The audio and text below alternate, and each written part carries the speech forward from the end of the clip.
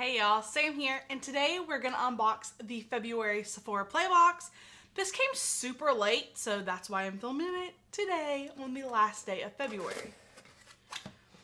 I have to say, I've not been that impressed with Sephora lately, so fingers crossed this box is better than the last couple boxes. Otherwise, I might be canceling this subscription.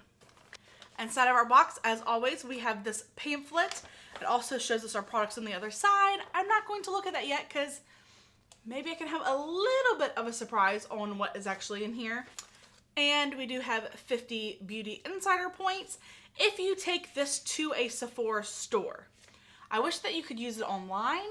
I tend to purchase more online than I do actually in the store. Let's see what we have in the bag.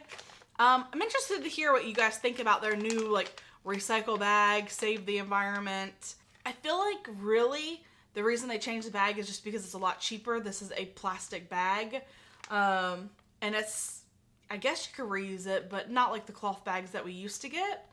And they had to design those each month. I feel like these are pretty much the same every single month, so cost-wise, they are saving a ton of money by not doing custom bags anymore. But we're still paying our $10.70 a month. Alright, so the first sample we have is a perfume. This is the Kat Von D Sinner and Saint perfume. I've already received this from Sephora Play more than once. I actually think 2 times at least. So while I think these smell good, it's kind of like repeat stuff to me. Hey, but at least it's 2. Could just be 1 perfume. Alright, so the next item in the bag, I've received this from several different subscriptions. This is the CAUDALIE Face Moisturizer. It's a nice moisturizer. Again, I've received this several times already. Another thing I remember in the past was these were not filled up very much, so let's see. This one actually, oh no, air bubble. Tricked me. It's definitely got some air in there. It seems decently full. Oh, rubber in. I have used this before. I thought it was a hand cream. I didn't realize it was a face moisturizer for a long time. It does have a slight floral smell to it, but it's not too strong. Alright, so the next item in the box is from LANCOME Paris, and this is a Hydra. So I'm guessing, again, it's going to be another face moisturizer. This is an oil-free gel cream moisturizer that delivers moisture to your skin. So yes, another face cream. This is a super small sample. And this is one of the reasons why I'm kind of starting to feel like maybe I don't want to do Sephora Play anymore. Maybe just try to upgrade my Ipsies. Alright, we got some cream here. We're going to rubber in. The Lancome definitely has more fragrance to it. And it says it's oil-free, but it feels kind of oily on my hand. Seems to moisturize really well though. So far, nothing super exciting to me in this bag, so fingers crossed we're gonna hit something good. Next item we have is from Wonder Beauty, and these are under eye pads. They're gold. I've received these before, and I think in a BoxyCharm or another box, and they do work rather well. They are nice, but you only get 1 set of these.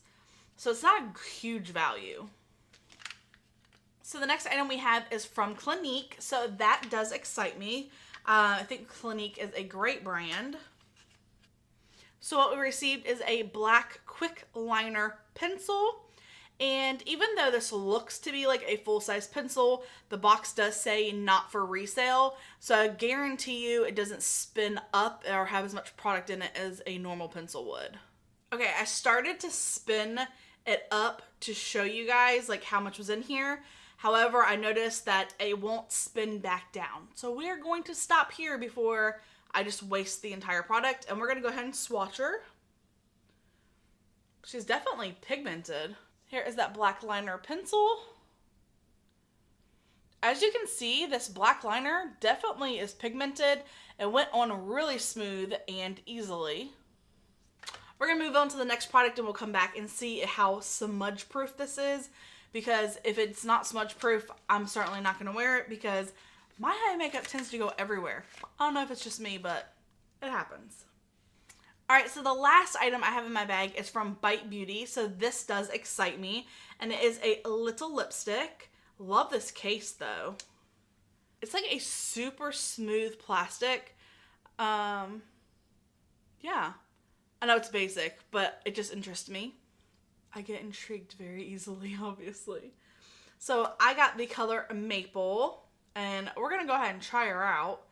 That's as far as she goes. So it is a little sample, but this would probably last, I mean, if I wore it every single day, at least a week or two, which I have 1,000 lipsticks, so that probably won't ever happen, but let's try her out. I actually really like this lipstick. It kind of has like a minty, like candy flavor to it, which is definitely different for a lipstick. So this I'm excited about. Okay, let's try this eyeliner. Let's see how smudge proof she is. Yeah, she's not smudge proof.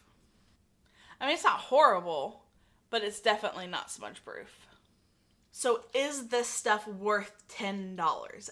That is the question. And my first instinct about Sephora Play was like, it's probably time to cancel it. But then when I break it down and I got 6 different items for $10, that means I'm paying less than $2 per item. So if I saw this in the store for $2, would I purchase it? And the fact is I probably would pay $2 for this. I would definitely pay $2 for this if I saw this sitting on a shelf for $2. This Bite Beauty lipstick, I probably would pay $2 for. The perfume sample, I probably wouldn't pay $2 for just because I'd feel like, I'll just use perfumes I already have. And the 2 moisturizers, if I loved these, I would definitely pay the $2 for them. So I guess I answered my own question. Yeah, it is actually still worth the $10.